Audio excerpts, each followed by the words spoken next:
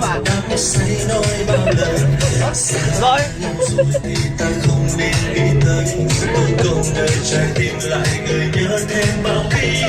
Quay lái xe phải cho lái xe chứ này. Ai tập lái xe đừng có bảo tim.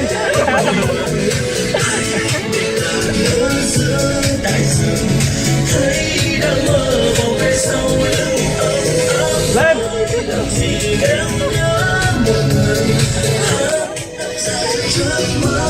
Bây giờ chị Dung phải lái theo cái kiểu mà dẫm chân ga theo như nhạc.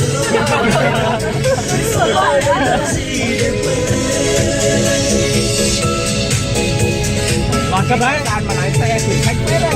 Nhiều lúc mình chân nhiều. Chân dẫm theo như nhạc à? Ôi xe đâu mình muốn nhảy ấy, nhiều.